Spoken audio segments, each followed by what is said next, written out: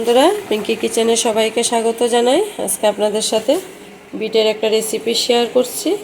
পুরো ভিডিওটা স্কিপ না করে দেখবেন, আশা করি সবাই ভালোই লাগবে। বিটটাকে ডুমো ডুমো করে কেটে ভালো করে ধুয়ে নিলাম, বাকলটা তো আগেই ছাড়িয়ে নিয়েছি। এখানে আলুটা ডুমো ডুমো করে কেটে নিলাম, কড়াই বসিয়ে দিয়েছি। বিট আর আলুটাকে আলাদা আলাদা করে ভেজে নেব। আগে আলুটা ভেজে তুলে নিচ্ছি, নুন হলুদ দিয়ে ভেজে নেব।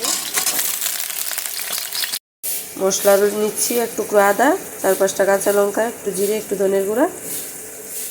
আর নামানোর আগে আমি একটু চিনে বাদাম শুকনো খোলায় ভেজে রেখেছি, একটু গুঁড়ো করে দিয়ে দেবো।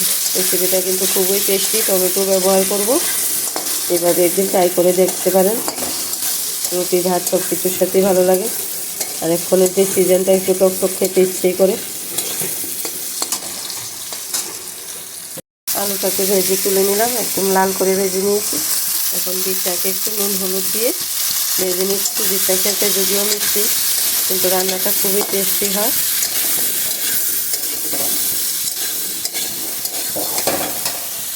এটা আমার ভাজি হয়ে গেল, এখন নামিয়ে নিচ্ছি।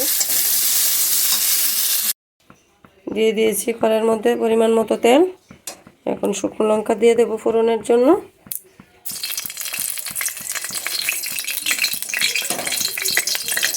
শুকনো লঙ্কাটা একটু ভাজা হলে আমি ফোড়নের জন্য মেথি দেব। মেথি দিলে এটার টেস্টটা খুব ভালো আসবে।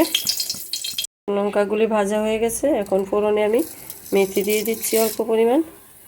মেথি কিন্তু ভাজা হতে সময় লাগে না, পুড়ে যাবে না হলে। সঙ্গে সঙ্গে আমি আদা জিরা ধনে বাটাটা দিয়ে দিচ্ছি।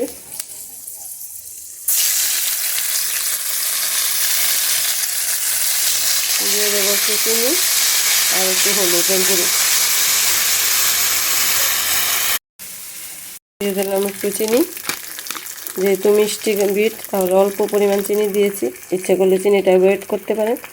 দিয়ে দিচ্ছি হলুদ, দিয়ে ভালোভাবে মশলাটাকে কষিয়ে নেব। আমি এখানে বড় সাইজের 2টো টমেটো নিয়েছি। টমেটোটা একটু বেশিই দেবেন, কম দিলে খেতে ভালো লাগবে না। দিয়ে টমেটোটাকে একটু সেদ্ধ হতে ঢাকা চাপা দিয়ে দেব। টমেটোটা মশলার সাথে একটু ভালোভাবে কষিয়ে নেওয়ার পর এখন আমি বিট আর আলুটা দিয়ে সবগুলো একসাথে ভালোভাবে কষিয়ে নেব।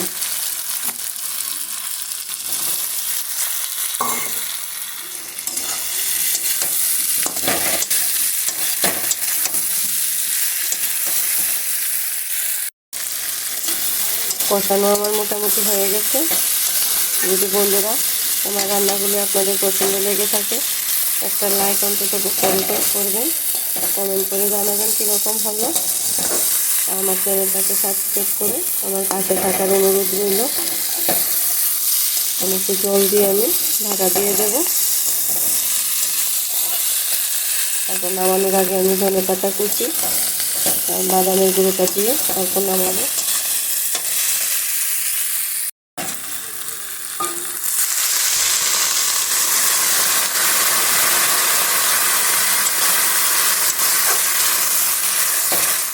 এখন বাদামের গুঁড়োটা দিয়ে দিচ্ছি বন্ধুরা, আর একটু ধনেপাতা ছড়িয়ে দিয়ে নামিয়ে নেব ভালোভাবে মিশিয়ে সবগুলো।